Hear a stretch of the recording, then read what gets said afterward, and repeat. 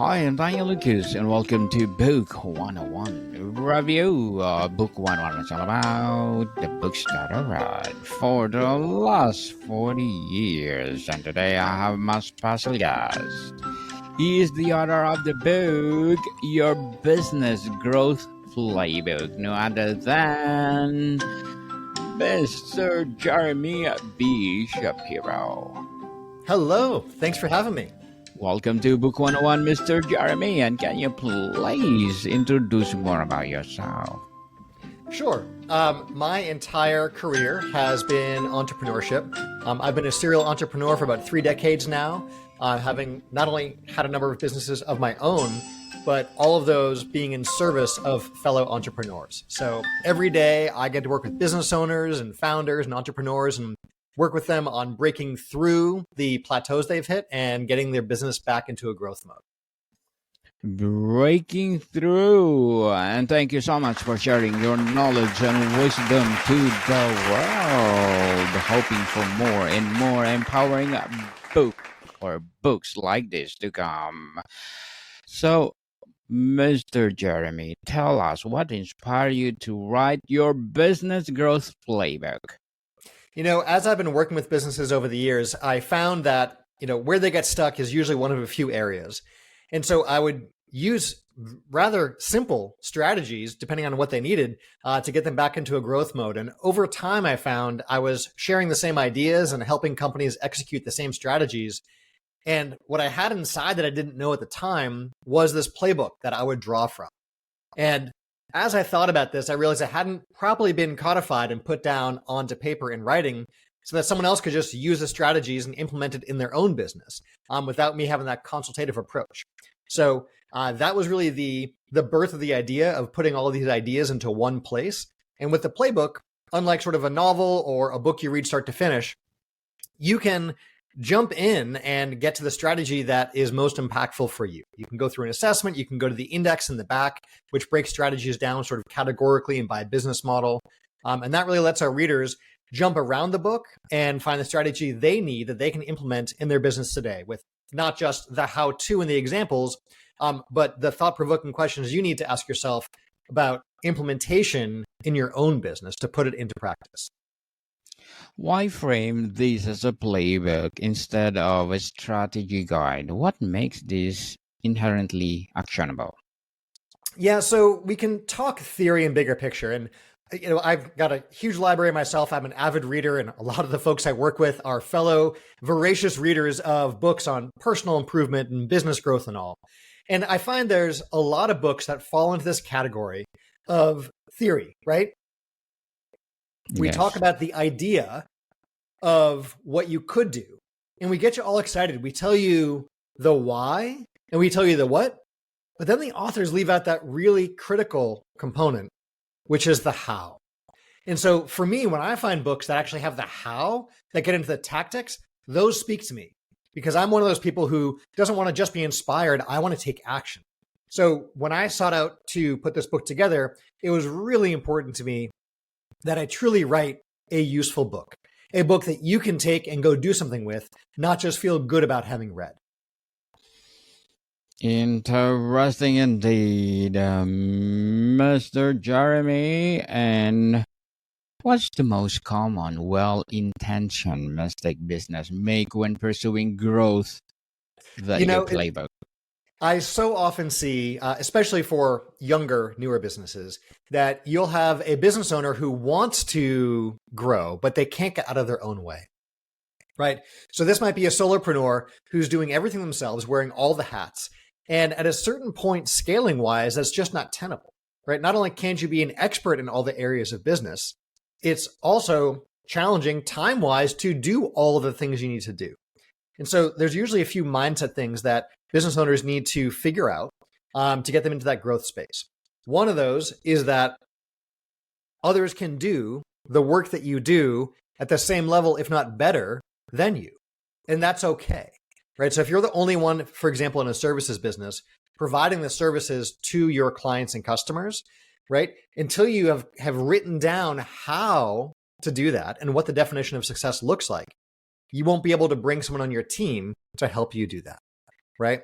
And the second piece there is this idea of others taking your business model and then just running with it. What I think a lot of entrepreneurs forget about is that entrepreneurship isn't for everyone, despite what you might see online. Entrepreneurship is for us select weirdos, right? Who are willing to take on that risk and willing to take on the unknown for the benefits that business can have. Most folks want a job, and that's good. We need those people in our businesses, right? So when you show someone the system of how to do the work you do in the business, most often they're going to want to keep doing that and deliver and get a great job and provide a great result. And usually the last thing they want to do is go out and try and compete against you. And if they do, keep in mind, they may know a piece of your business, but they don't know everything you did to get there, and they don't know the next steps of where you're going as you pivot and continue to grow. So for business owners, getting out of our own way in terms of some of the mental ideas and frameworks we have of being a perfectionist, being the only one who can do things, and not believing that others will want to do a great job with our systems, are some of those first things we got to help business owners out with as they put the systems in place to grow. How do you distinguish between sustainable scaling and chaotic expansion? Oh my goodness. So sometimes there are business owners I work with that have done really well on the marketing and sales side.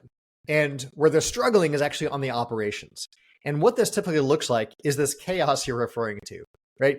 You see leads aren't being followed up with, new customers aren't being onboarded, customers aren't being cared for, right? And things are falling apart operationally, right? That's a lot of the chaos. The flip side is I often see business owners who are feeling stuck or plateaued, and they're looking to break through, right? Their operations and their systems are good. What they're looking for is more business coming in the front door, or to increase the revenue and profits with the customer base or customer flow they already have, right? So one of these is sort of a firefighting mode, right? Where you have this day-to-day chaos and you're really working reactively, right? The other is planned and strategic growth, but what got you to where you are now isn't what's getting you to where you want to go. And that's where business owners feel stuck or plateaued, and they're looking for the tactical things they can change in their business to get back to a growth mode. Interesting answer and empowering too, Mr. Jeremy. And let's talk about the strategic foundation. What is your growth health check to identify where a business is truly ready to scale? Yeah, so one thing we really look for is if you have an idea for a business, but you haven't started it yet, right? That's too early for us to start scaling because we don't know what works or what doesn't. However, if you have a steady flow of customers, right, your pipeline has movement in it, there's a lot we can do to do more with what you're already doing, right? That's when we can start to scale up. You've got a proven sales funnel. You know that your product fits your market and it resonates with them. And we want to do more with that. So foundationally, in the book, we talk about, a really simple formula that has 3 variables. And adjusting any one of these levers or knobs in your business is going to get you not just into a growth mode, but can also start to increase profitability, right? So as an example, if we were to look at your pricing, ideally, you're not a commodity business racing to the bottom to have the cheapest, widget that everyone else is selling as well, right? That's a tough business to be in. Ideally, you've differentiated and you are able to command the prices you deserve for your products and service, right? If you've differentiated well enough, you're resonating with your marketplace and so on, we can look at, for example, a price change. Now, for many business owners, they set their prices, they go about building the business, and they don't revisit that often. However, if we look at the math on those numbers, let's just say, for those of you with the pencil and paper ready, we'll keep the numbers easy, don't worry, right? Let's say you have a $40 a month subscription. Your cost of goods on that is $30, right? So you have $10 a month in profit per member who's part of your program. If we were to change that 40 to a 50, right? That's a 25% increase in the pricing. However, your profit has gone from $10 to $20 per customer. So we've doubled the profit. We've modestly increased the overall revenue. And you can even afford to lose a number of customers. In fact, you could almost lose up to half of those subscribers and still maintain the same profit level, right? So this is just an example of pricing. I'm not saying you need to go out there and do that today. But when we actually look at the numbers in the business, not just gross revenues, but also the profitability, we can start to make some changes that can have a really great result in the business. Great results for sure. And why does niching down accelerate growth more than chasing broad markets? Oh, I love that. That's such a great question. And niches is one of these things that is, I don't want to say it's debatable, but I can pretty quickly tell where someone is in their business journey based on how well they've niched, right? I was at an event and there was a realtor that I met there, and I asked the realtor, after seeing their little real estate agent pin, to tell me more about who they worked with, right? And their answer was like, oh, I work with buyers and sellers and, this city and that city and really anywhere, anytime. I'm like, well, yeah, but do you specialize more in working with buyers or with sellers? And his answer was, well, either one. I'm like, well, in certain markets, are we looking at this size home or this size? Are we talking homeowners, investors? Like, who is your ideal customer? And he wanted to work with basically anybody who had a pulse and could fog a mirror, right? When you are competing with every business because you specialize in no one, it is really hard to differentiate. And what that made it hard for me to do was to refer him any business because he was a generalist, right?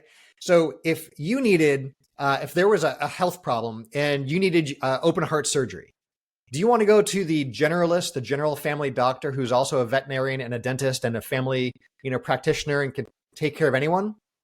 Or do you want to go to like the cardiac surgeon who only works with people just like you with the exact problem you're having, right?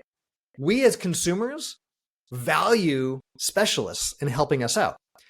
The more you specialize and the more you niche, the higher price you can command, the more you can attract your ideal customer while repelling the customers you don't want or you don't need, right? So that's a really difficult thing for especially first-time business owners to understand, is that when you start to narrow down a niche who you work with, yes, you're going to repel some customers who don't fit your ideal customer profile, but you are speaking right to the heart and the soul of your ideal customer. And you've now differentiated yourself from every other more generic service provider they might go with. So there's a saying I love, which is there's riches and niches, right? The more you niche, the more valuable your business can be. So one quick story on that, if you'd like. Go ahead. There was a business we're working with. They were B2B and service a certain size business. And when we looked at the industries that were in their customer base, there were a lot of industries, right? Company size and B2B and all these things, were the same, but the industries was wide. However, we saw there were really 3 industries which were over-indexed and overrepresented in the customer base, right? So we said, well, what can we do to specialize in those industries, right? You could, for example, get a dedicated website and brand just for a certain vertical, right? In this case, there was like the automotive industry and the manufacturing industry were 2 of them, right? So you can create just a page on your site, a landing page specializing in that. You can modify your pitch deck when you're talking to these businesses to be just about their industry, meaning the logos you're sharing of companies you've worked with, the case studies, the white papers, the examples are all in that industry. The language you use speaks to that industry, right? Are you talking about patients? Are you talking about customers? Are you talking about clients? Are you talking about members, right? All of these things are customers in a business, but depending on what industry you're speaking to, there's different language, right? Do we talk about your practice? Do we talk about your storefront? Do we talk about your studio, right? Again, all of these are the place where the business is done, but based on what vertical or niche you're speaking to, there's vastly different language. So the more you niche down, the more you can speak directly to your ideal prospect in the language they understand and help them to become a customer with you, the expert, the top person in the niche that is defined by them. Very well said, Mr. Jeremy. Beautifully articulated. And as a serial entrepreneur and facilitator, as well as an author, what are your short-term and long-term goals? Yeah, so it's funny when I look at businesses I've worked with. There's parallels to the business path that I've been on as well, right? You sort of see yourself in some of the clients you work with, and I've always worked at sort of this high end, working with boutique high end consulting, running high end mastermind groups. But there's not much been between hearing who I am and working with me at a high level. So this book is filling the gap beautifully by giving folks who haven't had a chance to really dive into how I'm able to help businesses and what they can do in their business. This gives them the chance to see how they can do it on their own. And it lets them go implement the best practices on their own. From there, for people who are looking for more guidance or who want help getting it done or want someone to review the action plan with them, those are all things that we're able to help out with. And, for me, where I'm going is, this book is filling that gap beautifully in the business, in my business, of helping people out at a more entry level. One of the tactics, we even talk about in the book is, as you expand your funnel, right, you can expand your funnel up with your ladder of ascension and have higher and higher and higher end offers. But there's also the other side of it, which is having more entry level offers. And so, as I'm growing and building out my funnel, this really fits that beautifully, of having a book as a more entry level way of getting to know who I am and getting value at a much more, entry level for folks that are looking to break through and get back to the scaling they deserve. Good luck to your goals, Mr. Jeremy, and looking forward for more success. And what would be your piece of advice for those people out there want to be, of course, like you? There's a story I love, and I even have this, right up front in the book, about Hercules and the Wagoner. There's this guy out with his oxen pulled wagon in the time of the ancient gods and all, right, and he's going along with his cart, and he literally gets his wheel stuck in a rut, right? We talk about these days about being in a rut. He literally gets stuck in a rut. And he stops and he's like, I'm so stuck. How do I get out of this? And instead of doing anything, he instead cries out to Hercules. And he's like, Hercules, please come help me. I need your help, right? And so Hercules comes down and sees this wagoner and says to him, like, well, have you leaned into the cart? Have you urged your oxen to pull? Have you pushed the cart yourself? Like, have you done anything? Or are you just asking for someone else to do it for you? Right. And so, of course, the wagoner then leans into his cart and urges his oxen forward, and they're able to pull the cart out of the rut, and he gets out of the rut, not because he just asked for help, but because he actually took action and did something. So the biggest thing I've seen move businesses forward consistently is not ideas, right? Is not inspiration, is not feeling good or feeling motivated, but actually doing something, taking action, right? We talk about minimum viable products or MVPs a lot. If you have an idea on something, what is the smallest version of that you can go implement right now today, that you can block the time in your calendar this afternoon to go get done? If that can move you forward and you can ship it, not start it, but ship something, you can then incrementally build on that. And as you get into the habit of doing that, you'll find that implementation, execution, and action, those all lead to forward motion, and that can lead you to results. Ideally, great results, sometimes not great results.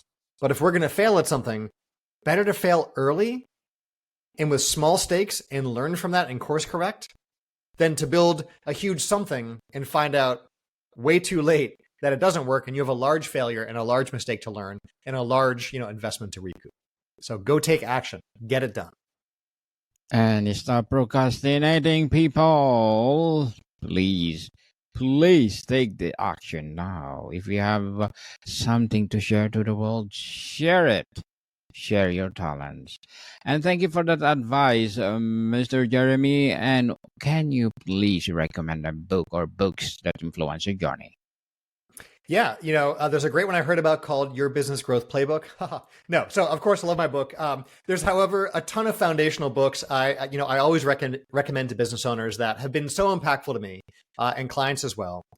One of those is Michael Gerber's E-Myth or E-Myth Revisited. Is a fantastic read.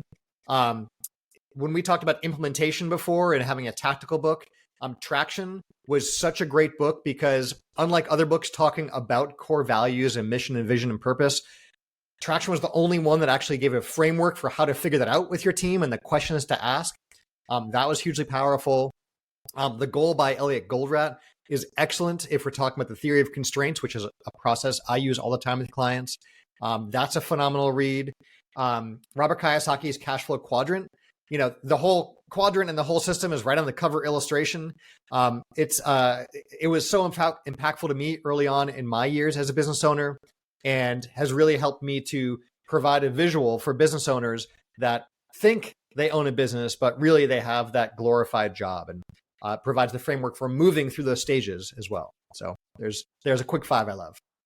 Thank you for that recommendation, Mr. Jeremy. And how do you pressure test a growth hypothesis before full rollout? Yeah, so when we're talking about MVPs, a lot of that is around testing, but more importantly, testing small and testing early, right? So contrast this with, you think about the stereotypical inventor who's, working in their garage, unseen, unknown, on the world's next best product, right? For years and years and years, they tinker away, not having any idea if their market cares about what they're creating, right? So when you're able to test your idea out and interview some prospective, customers early and get their feedback on the idea you have, right? And understand their language, right? You can then have a very simple version of your product and get early feedback and build on that. I did this, we do this all the time, but a short story from one of my past businesses. I was sitting around the table at a mastermind group and had, an idea for a software as a subscription-based business. It was going to fill a gap I had in one of my other businesses. I would be like my own ideal customer. And I was probably going to go build the system anyways, just to help me out in my business. But as I was asking around, I found out that the idea I had, other business owners were saying, Jeremy, we want that in our business too. How do we get access to that? And I'm looking at my little back of the envelope and saying, well, it's not out yet. It's an idea I'm working on, but I was able to get early validation. I was also able to get early beta testers who were saying, hey, look, as you're ready for feedback and for someone to start using it, let us know. And so I had a number of early beta testers using the system before it launched, providing that critical early feedback each step of the way. So that when we finally did launch, the day I went and bought our CRM and started taking on expenses for the business, we already had customers ready to flip the switch and start paying and start providing real revenue. So day one that I took on expenses, we also had cash flow coming in. And that, like all my businesses, has been cash flow positive on day one. And that same process of shipping incremental pieces and getting feedback early, I've even used in this book writing process, right? We often think of writers as going off to, the lake house and sitting out, looking at the lake and writing their book on a typewriter, right? This romanticized version of a writer. But if you create your masterpiece and put it out there and realize no one cares, then that's a period of your life gone, creating something that's not valued. So I was really intentional about creating a book that my readers wanted to read. So from really early on, I was building out a reader list of people who wanted to read as I was writing, and they provided early feedback each step of the way. So if there are things that were confusing, or things that were too long-winded, or things that were really helpful, or things that gave them great ideas or they loved, they could provide that feedback each step of the way. And as I revised the manuscript, I was getting more and more approval, seeing more and more readers getting further along in the book, and so on. So now, with the finished manuscript, I'm not testing it unseen upon the world. I've gotten that early feedback from way early on. So in your business, look at what you can do to ship incremental value, get early feedback, and course correct as you go. Mr. Jeremy, before we wrap up our discussion for today, I'm inviting you to please do listen to my other podcast, people. My other podcast, because my abstract essay is already in 5th season, abstract poetry in 2nd season, and my book 101 review in 5th season too, comedy 101 in 2nd season, and my food 101 in 5th season as well, the geography 101 in 4th season, and my baby podcast law 101 and mental health 101, love letters in 3rd season, and movie 101 review and music 101 in 4th season, and my science 101 and sex 101 in its 1st season. Please listen to them wherever you listen your podcast. Mr. Jeremy, what cherished business growth truth does your playbook retire? In terms of like, what are the tools that we love in there? Yes. Yeah, so I'm a fan of tactical things, and I grew up with the phrase of KISS, keep it simple, Shapiro, and that's something I take to heart and still do today. So the book is built around a simple 3-variable formula. We walk through exactly how to what these 3 pieces are, and the dozens and dozens of strategies that you can use to adjust each of those. There's a story I love from the world of cycling. I'm an avid cyclist. The British cycling team was terrible, right? They were one of the worst in the world. And they brought in a new head coach to work with the team. And one of the things he started doing was testing a ton, right? He tried making little incremental changes on the cycling team, from body position to bike fit to what they wore to what they ate to like everything, right? And he tried these little things. What he was looking for was a 1% marginal gain. If he could improve the times, the performance by 1%, that was a win. If it didn't work, that's okay. They went back to what they were doing before. And by stacking these little 1% wins, he was able to bring them from one of the worst teams to world champions, right? One little percent step at a time. And so that same philosophy is so important. And what I talk about in this book is that these are strategies that we show you how to implement and put in place in your business today, so that as you make an incremental change, right, instead of it being additive, right, it's actually multiplicative. Right. So meaning that 1% compounds on that 1%, compounds on that 1%. And next thing you know, you get back to that growth that we all desire and seek out, as business owners. And I don't know about you, but like I find business growth exciting. It's, rejuvenating. It's fun. It makes every day, all the better. Right. Whereas when you're stuck or you're past that peak and you're watching things decline, that can be demoralizing and frustrating. Right? You go to sleep worried about what tomorrow looks like. But when we're in growth, that's where we want to be. That's exciting. And this is the book that gets you back into growth mode. Definitely. And Mr. Jeremy Shapiro, thank you so much for sharing your knowledge and wisdom to the world. So can you please invite our listeners to support your advocacy, your book, or any projects that you're doing right now? Yeah, so you can actually get your hand on the playbook. This is the tried and true strategies. All of this and more is available wherever you like to buy your books. You'll also find your own complimentary checkbook, checklist, as well as the intro to the book at yourbusinessgrowthplaybook.com. Yes, people, let's support Mr. Jeremy Shapiro, because if you support him, for sure, more and more and more empowering books like this to come, more and more empowering advocacy to come. So, Mr. Jeremy, thank you so much for your time. Thank you for inviting me on. This is great. Love the show. More to come, people. See you soon.